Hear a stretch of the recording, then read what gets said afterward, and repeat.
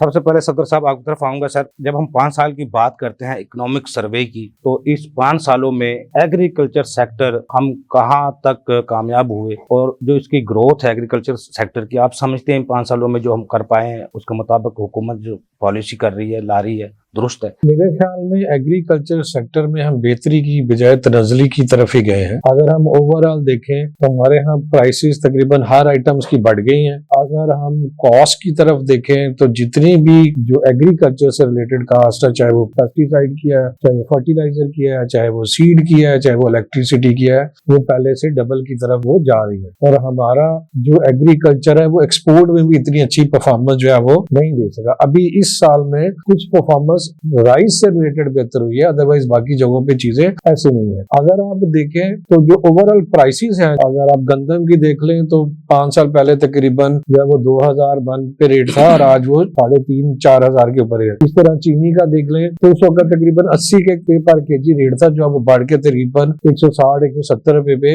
जा रहा है। और इसमें ऐसा नहीं है कि हमारी कोई इम्पोर्ट रिस्ट्रिक्शन इम्पोज होगी, ये सारा होम ग्रोन आइटम्स हैं, लेकिन इसके बावजूद गवर्नमेंट की पॉलिसी जो है वो इतनी इंसेंटिवाइज नहीं रही कि कॉस्ट कम हो सके। इलेक्ट्रिसिटी आप देख रहे हैं कि डोमेस्टिक, इंडस्ट्रियल, एग्रीकल्चर हर सेक्टर ही परेशान है कि इलेक्ट्रिसिटी की इतनी कॉस्ट कैसे अफोर्ड करें। गवर्नमेंट के प्लान थे कि हम ट्यूबवेल्स पे जो सब्सिडी देंगे वो भी खत्म हो गए। फिर ये प्लान आया था कि हम सोलर पैनल देंगे, वो भी इतना इफेक्टिव नहीं है आप अगर जाके देखें। और उसके ऊपर हमारा यहाँ जो शुरू से लेके अभी तक जितना भी एग्रीकल्चर सिस्टम है वो सब्सिडी के ऊपर बेस है, क्योंकि हम अपने सिस्टम को मैकेनिकली उतना इंप्रूव नहीं कर सके। हमारे अभी भी ट्रेडिशनल जो है या सेमी ट्रेडिशनल एग्रीकल्चर है, तो गवर्नमेंट पहले सब्सिडी देती थी, पहले फर्टिलाइजर पे सब्सिडी थी, फिर पेस्टिसाइड पे भी थी, फिर ट्यूबवेल पे इलेक्ट्रिसिटी के रेट कम थे, ये सारी सब्सिडी थी। उसके ऊपर भी ये था कि गंदम का रेट जो फिक्स किया जाता था ताकि जो किसान है उसको नुकसान हो। पिछले साल जब आपने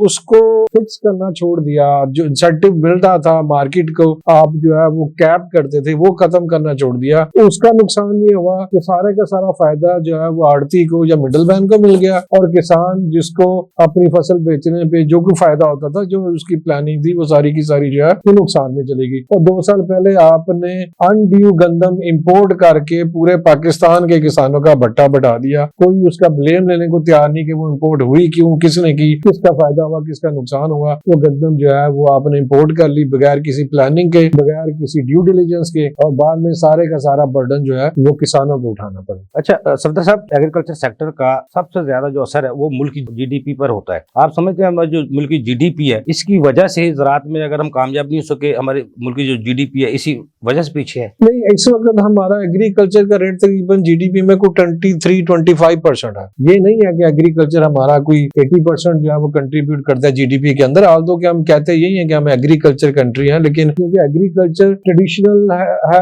ज्यादातर, या कुछ जगहों पे सेमी ट्रेडिशनल मैकेनिकल है, उस तरह से हमने इसमें ग्रोथ की नहीं। हमारे यहाँ जो एग्रीकल्चर रिसर्च इंस्टीट्यूट था वो खत्म है, हमारे यहाँ जो कॉटन रिसर्च इंस्टीट्यूट था वो बंद है। हमारे यहाँ उस तरह से R&D हुई नहीं कि हम नई बीज, नई फसल लेकर आते और अपनी यील्ड बता रहे। हमारे बॉर्डर के इस तरफ और बॉर्डर के उस तरफ, दोनों तरफ अगर पंजाब देखें जो ज्यादा एग्रीकल्चर में कंट्रीब्यूट करता है, तो इंडिया वाले पंजाब की यील्ड है वो हमसे ऑलमोस्ट डबल है। तो हम अपने आप को इम्प्रूव करने की बजाय डिक्लाइनिंग की तरफ लेके जा रहे हैं, और उससे भी बड़ा जो नुकसान हम कर रहे हैं, जो हम अपने आने वाली नस्लों को धोखा दे रहे हैं, वो ये है कि हमने एग्रीकल्चर लैंड, लहाती सब फसलों के ऊपर जो है वो सोसाइटियां बनानी शुरू कर दी। आप लाहौर में, मुल्तान में, गुजरावाला जो कि हमारे एक बैकबोन थे, एग्रीकल्चर थी, जहां जहां भी आपको नजर आता है कि रोड चली गई है, आप ये नहीं देखते कि हमारे आगे आने वाली नस्लों ने कैसे अपना खुराक का बंदोबस्त करना है। आप बस लाइसेंस दिए जा रहे हैं और बेइंतहा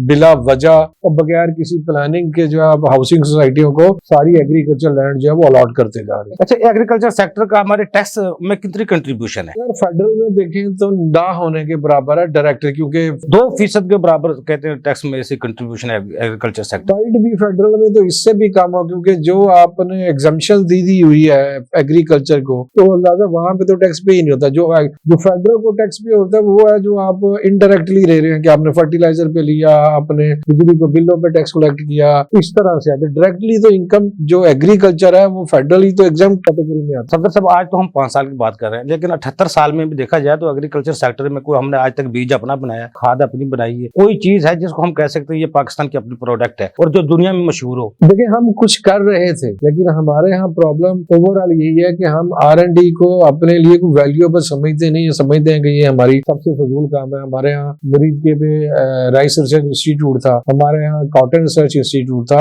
हमने काफी काम किया भी है, लेकिन ये है कि हम हमेशा यही काम करते हैं कि जहां हमारी प्रोग्रेस हो रही होती है ऐसा वहां पे हम अपने आप को डॉज करते हैं कि 2 स्टेप हमेशा 10 स्टेप पीछे ही चले जाते हैं। हमने वैरायटी लाई, लेकिन जहां पे जो बात थी कि हम BT कॉटन लेके आते और कॉटन की प्रोडक्शन बढ़ाते, आपने सारा के सारा कॉटन एरिया तबाह कर दिया। आप शुगर मिलें उठा के वहां ले गए, चंद जो शुगर मिल ओनर्स है उनको फायदे के लिए कि वहां पे यील्ड कम है, इस तरफ यील्ड, वहां पे यील्ड ज्यादा है और इस सेंट्रल में यील्ड कम है, लिहाजा सारा कॉटन के एरिया हमने तबाह कर दिया। वहां पे एरिया वो शुगर होती है जिसका ना तो इतना ज्यादा कंट्रीब्यूशन है GDP के अंदर और ना ही वो पब्लिक के इंटरेस्ट में, क्योंकि चंद वडेरे चंद बड़े लोगों की शुगर मिले हैं, इसलिए किसी भी तरह से वो फिजिबल नहीं था।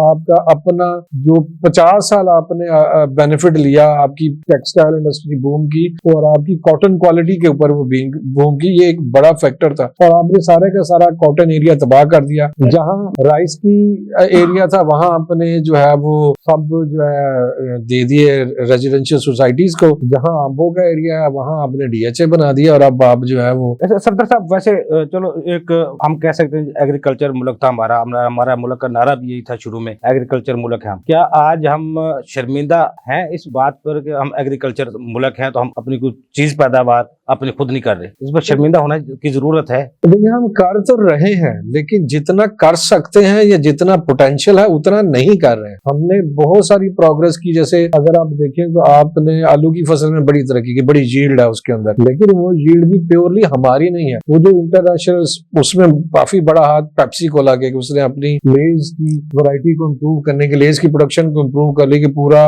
ओकाड़ा बेल्ट में जो है वो बेस्ट क्वालिटी सीड दिया, लोगों को ट्रेन किया और इस तरह से आपका पूरी एक फसल जो है डेवलप होगी जिसे आप एक्सपोर्ट भी करते हैं। बाई चांस इस दफा अफगानिस्तान के हालात की वजह से आप उतना एक्सपोर्ट पोटेंशियल अचीव नहीं कर सके, लेकिन अगर आप चाहें तो अभी भी हो सकता है। किसी भी काम को करने के लिए, उसको जीतने के लिए सबसे बेहतरीन तो बेसिक चीज ये कि आप उससे रिलेटेड पॉलिसीज को इम्प्रूव करें। जब आप पॉलिसी इम्प्रूव नहीं करते, सूखे नारे लगा दिए, आप आए, आप मनपसंद लोगों ने जिधर का काम बेहतर लगता उधर कर दिया, तो फिर वो ये होता है कि जैसे ही लोग जाते हैं वो सारे के सारे सेक्टर उसी तरह वापस चले जाते हैं। एग्रीकल्चर सेक्टर को हम डिस्कस किया, जो जमींदार है आपके टैक्स में से कंट्रीब्यूशन नहीं है, हुकूमत जिनको सब्सिडी दे रही थी उसका जमींदार फायदा भी उठा रहे थे, लेकिन अब जिस तरह 2 साल गंदम के साथ हुआ, किसान मर गया, उसकी जो कास्ट थी वो भी पूरी नहीं हुई। पीछे प्याज लगाए गए उसमें किसान मर गया, अब आलू लगाए गए उसमें किसान मर गया। अब इनका भी कुछ सद्देबाब हुकूमत कर सकती है, जो बिल्कुल जब उनकी फसल तैयार होती है तो उनका माफिया ही कहा जाता है, उसके रेट खत्म कर दिए जाते हैं। देखिए, इस वक्त जो ओवरऑल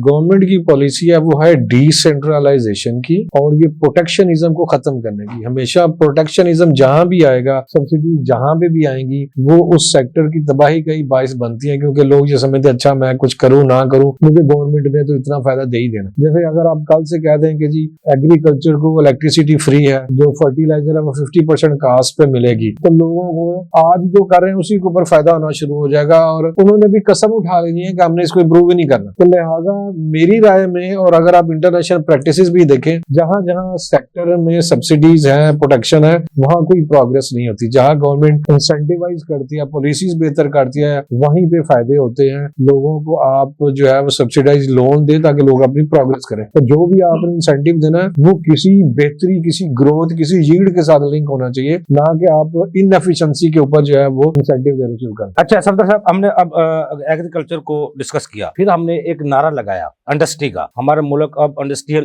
मुल्क बनने जा रहा है, लेकिन अगर हम 5 साल की बात करते हैं 2020 से लेकर 25 तक, इंडस्ट्री में हमने क्या खोया क्या पाया, एक्सपोर्ट में हमने क्या कामयाबी हासिल की, इंपोर्ट में हम कहां तक कामयाब हुए कम करने में, इस सारी सूरत हाल को अगर इंडस्ट्री को देखते हैं, क्या ट्रेडर कामयाब हुआ या इंडस्ट्री कामयाब हुई या SMEs कामयाब हुई इस 5 सालों में, क्या हुआ? अगर आप इंपोर्ट एक्सपोर्ट की बात करें तो उसमें हम ऑलमोस्ट स्टैग्नेंट है। आज से 5 साल पहले भी हमारी 40-45 बिलियन डॉलर की इंपोर्ट थी, 20-25 बिलियन की एक्सपोर्ट थी। तो 50% डेफिसिट में हम थे, आज भी ऑलमोस्ट 50% डेफिसिट के ऊपर। सिर्फ हमें जो इस 5 सालों में फायदा हुआ है, या जो हमारी थोड़ी सी ये जो गैप है वो कवर होता है, वो हो रहा है। जो बहुत सारे पाकिस्तानी बाहर चले गए, वो रेमिटेंस भेजते हैं तकरीबन 30 बिलियन के करीब। तो आपका जो 25-30 बिलियन का डेफिसिट है वो वहां से पूरा हो जाता है। अगर पाकिस्तानी ना इतने बाहर गए होते या रेमिटेंस ना आ रही होती तो आज जो है वो हमारे पास जरा मुबादला भी ना होता, कुछ भी ना होता। यहाँ आप वही काम करते जो आपने 2 साल पहले किया कि इंपोर्ट रिस्ट्रिक्ट कर दो। जब इंपोर्ट रिस्ट्रिक्ट कर देते हैं तो आप प्रैक्टिकली जो है वो ग्रोथ और जीडीपी जो है वो कर्टेल कर देते हैं। तो अगर आप इंपोर्ट एक्सपोर्ट की बात करें तो हम जहां 5 साल पहले थे वहीं पे खड़े हैं। दुनिया ने काफी तरक्की की, हमारा भी पोटेंशियल है, हम भी कर सकते हैं। लेकिन बात वहीं पे आती है कि हमारी पॉलिसीज जो है वो या तो बनती नहीं, और अगर बनती हैं तो उसमें इनएफिशिएंसीज होती हैं। और अगर आपने कोई पॉलिसी बना भी दे तो हमारे यहाँ ऐसा पक्का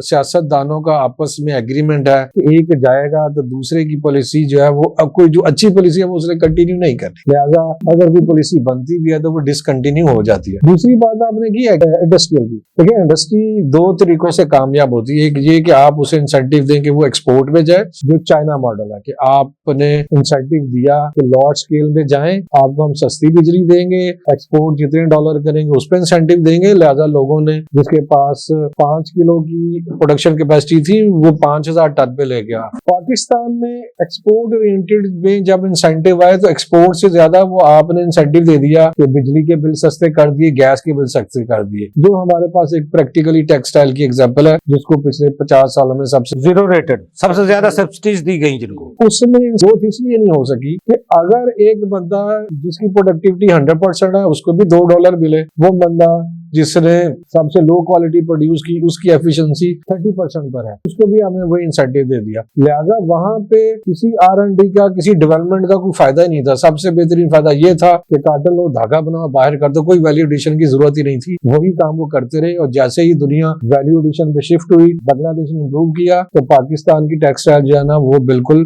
घुटनों पे आ गई। तो आपने अगर अपनी इंडस्ट्री को इम्प्रूव करना है तो दुनिया में जो बेंचमार्क है वो यही है कि वहां पे जो पावर जनरेशन है, जो इलेक्ट्रिसिटी की कास्ट है वो कम है। सबसे बड़ा इंडस्ट्री का जो इंसेंटिव होने चाहिए होता है वो इलेक्ट्रिसिटी टैरिफ है, तो वो कम होना चाहिए। आपने जितने भी IPP के वायदे किए, कैपेसिटी बिल्डिंग के बहुत खतरनाक मुआहदा था जिसको पूरी कौम भुगत रही है। मेरे ख्याल में वो गलत नहीं था जिस वक्त लगे थे। उस वक्त जो डीजल था 25,000 रुपए टन पे था, आज उसकी प्राइस बहुत ऊपर चले गई है। और दूसरा ये है कि जब उन्होंने एक्सपायर होना था 20 साल बाद, जब वो गवर्नमेंट को हैंड ओवर होने थे, आपने उनको एक्सटेंशन दे दी। तो आप तो खुद अपने ऊपर जो है वो जुल्म करते हैं, फिर कहते हैं कि अच्छा जी हमारे हालात नहीं बदल रहे, ये हो गया वो हो गया। तब जो है उनका इंसेंटिव जो है वो तभी है कि अगर इंपोर्ट आएगी। हालांकि दुनिया में अगर ग्रोथ करनी है, आपने जो जैसे हम 25 करोड़ लोगों का मुल्क है, हम ये अफोर्ड नहीं कर सकते कि यहाँ ऐसी इंडस्ट्री ना लगे, लोगों की जॉब क्रिएट ना हो सके। अब कितने लोगों को मुल्क से बाहर भेज रखे हैं, बाहर तो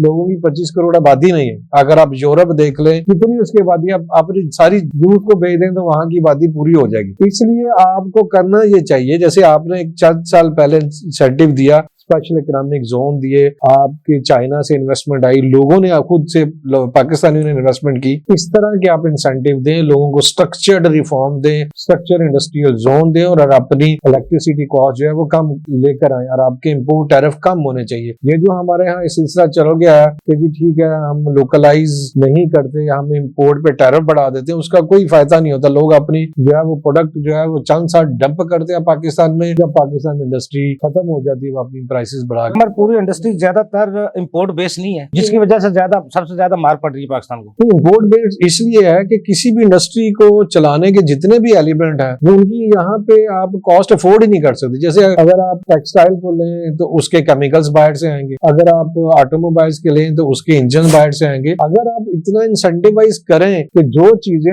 बल्क में पाकिस्तान में लाखों टन इंपोर्ट हो रही हैं, अगर इतना इंसेंटिव दिया जाए तो लोग यहाँ पे लगा लें, क्यों वहां से इंपोर्ट करी। जैसे आपने चंद साल पहले सोलर पैनल पे इंसेंटिव दिया था कि ड्यूटी फ्री थी, सेल टैक्स नहीं था, इनकम टैक्स में एग्जम्पशन थी, तो लोगों ने कोशिश की कि हम यहाँ पे अपने सोलर पैनल की फैक्ट्री लगाएं। अब जब एक दो फैक्ट्रियां लगी हैं तो आपने कहा नहीं, कोई इंसेंटिव नहीं है, लिहाजा टैक्स लगा दो। तो आप डिस्करेज कर रहे हैं जब तक आप ये नहीं देखेंगे कि हमारी जो पॉलिसी होनी चाहिए वो ये होनी चाहिए कि हमारी जो यूथ है उसको जॉब मिले। जॉब मिलने का तरीका यही है कि आप अपनी इंडस्ट्री को ग्रो करवाएं, ना तो आपकी एग्रीकल्चर आपके इतने बड़े बल्क को जॉब दे सकती है और ना ही आपकी इंपोर्ट पॉलिसी दे सकती है। सरदार साहब, अब इंडस्ट्री जिस तरह हम एग्रीकल्चर सेक्टर की आज हम उस पर भी शर्मिंदा है क्या? इंडस्ट्री का जो हमने नारा लगाया था क्या उस पर भी हमें शर्मिंदा होना चाहिए? देखिए, इस वक्त सबसे बेहतरीन जो ग्रोथ गई है वो इंडस्ट्री में ही गई है, लेकिन वो भी 4.8%। आपकी एग्रीकल्चर ग्रोथ जो है वो 0.6 है, लेस देन 1%।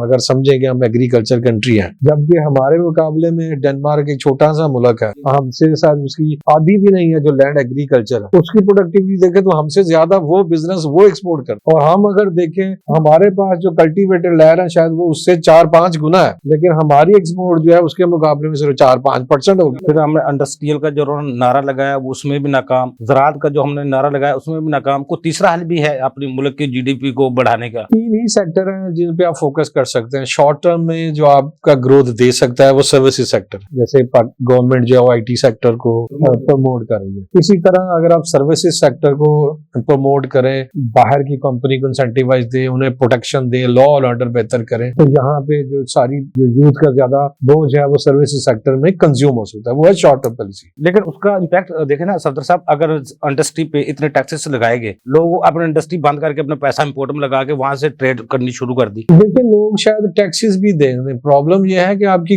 कॉस्ट इतनी ज्यादा है कि लोगों को वो वायबल ही नहीं हो। देखिए, टैक्स तो आपने देना है जब आपके पास प्रॉफिट होंगे, और अगर कोई प्रॉफिट रीजनेबल कमा रहा है तो वो टैक्स भी दे देगा। प्रॉब्लम ये 2 चीजें हैं, एक ये है कि आपकी कॉस्ट पुश जो है वो प्रॉब्लम ज्यादा है कि आपकी टैरिफ भी ज्यादा है, आपकी इलेक्ट्रिसिटी कॉस्ट भी ज्यादा है, आपका गैस की टैरिफ भी ज्यादा है, आपका इंटरेस्ट रेट भी ज्यादा था। सिर्फ लेबर सस्ती है, एक कह सकते हैं पाकिस्तान में सिर्फ लेबर सस्ती है। लेबर भी टेक्निकली सस्ती नहीं है, क्योंकि लेबर की प्रोडक्टिविटी कुछ नहीं है ना, आपके पास ट्रेंड लेबर ही नहीं, आपके पास सिर्फ और सिर्फ जो है वो हाथ से काम करने वाले 80% मजदूर है। आप क्यों लोग पाकिस्तान में सस्ती लेबर को लेने नहीं आते, वो चाइना में चले जाते, वहां लेबर हमसे डबल है या शायद उससे भी ज्यादा। उसकी वजह ये है ट्रेंड लेबर है, उसकी प्रोडक्टिविटी ज्यादा। आपका वर्कर जो 8 घंटे में अगर कोई चीज 10 kg प्रोड्यूस करता है, तो चाइना में उसी लेवल का वर्कर जो है 50 kg प्रोड्यूस कर रहा होता है। तो सिर्फ ये बात नहीं है कि हमारे पास सस्ती लेबर है, अगर आप किसी ऐसे लेबर को ले रहे थे जिसको काम ही करना नहीं आता, तो वो जितना भी सस्ता हो तो आपके लिए यूजलेस है। हमारा जो लिटरेसी रेट नहीं होने के बराबर है, स्किल्स होने के ना बराबर है, या ट्रेनिंग नहीं है। हमारे पास ट्रेनिंग नहीं है, आप हमारे पास वोकेशनल इंस्टीट्यूट ही नहीं है, बड़े चंद वोकेशनल इंस्टीट्यूट है, उन पे भी हमारा फोकस नहीं है। अगर हम अपने मुल्क की बेहतरी चाहते हैं तो हमें इमीडिएट बेसिस के ऊपर अपने वोकेशनल ट्रेनिंग इंस्टीट्यूट की क्वालिटी भी बढ़ानी होगी और नंबर ऑफ इंस्टीट्यूट भी बढ़ाने होंगे। जैसे अभी हमारा हेल्थ सेक्टर देखिए, हमारे जो हेल्थ वर्कर्स हैं उनकी क्वालिटी काफी बेहतर है, तो बेशुमार लोग पिछले 2-3 साल से एक्सपोर्ट हो रहे हैं, मुल्क से बाहर जा रहे हैं। ज्यादा हेल्थ सेक्टर में बहुत सारे जो हेल्थ टेक्नीशियंस हैं, नर्सिस हैं, वो बाहर जा रही है, क्योंकि वहां पे एजिंग सोसाइटीज है, उनके पास हेल्थ वर्कर की शॉर्टेज है, तो यहाँ से क्योंकि वो ट्रेंड है वो बाहर जा रहे हैं। इसी तरह अगर आप दूसरे सेक्टर्स में भी लोगों को ट्रेन कर दें तो इतना बड़ा पोटेंशियल और आपको मिल सकता है। स्किल्स तो बंदे को पास वो आराम से जैसे दूसरे मुमालिक मांगते हैं, तो पाकिस्तानों को फायदा हो सकता है। अच्छा, अगर इन्फ्लेशन रेट की हम बात करें 5 सालों में, उसमें कोई बेहतरी आई है? यूँ कह सकते हैं कि हम जहां से चले थे अब वहीं पे आ गए हैं, क्योंकि हमने पीक भी टच किया, 22-25% तक भी गए हैं, लेकिन अब इस वक्त हमारी जो इन्फ्लेशन है वो 5% के ऊपर आज 2% तक भी गए हैं, लेकिन वो एक बहुत शॉर्ट पीरियड के लिए है। अभी हम 5% के ऊपर है, इन्फ्लेशन में हम काफी हद तक जो है वो सेटल्ड है। लेकिन जो चीज हमें देखने वाली है वो ये है कि जो हमारी कॉस्ट पुश इन्फ्लेशन पे जो चीजें हिट कर रही है, जैसे हमारी डीजल या पेट्रोल की प्राइसेस है बहुत ज्यादा है, उससे रिलेटेडली जो इलेक्ट्रिसिटी की कॉस्ट बढ़ जाती है, उसी से रिलेटेड हमारा जो कैरेज बढ़ जाता है, तो ये सारी चीजें मिलके अल्टीमेटली आपकी प्रोडक्ट कॉस्ट का हिस्सा बनती है।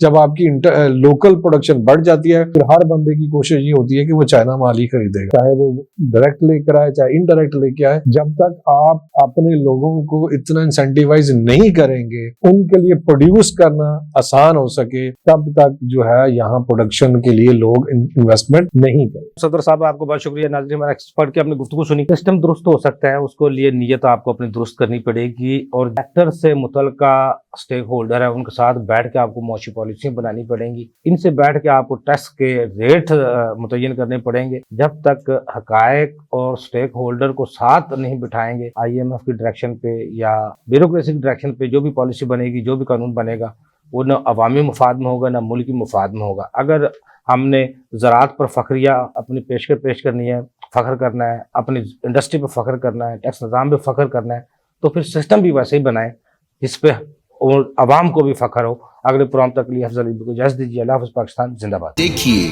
प्रोग्राम टैक्स और अवाम अफजल अयूबी के साथ।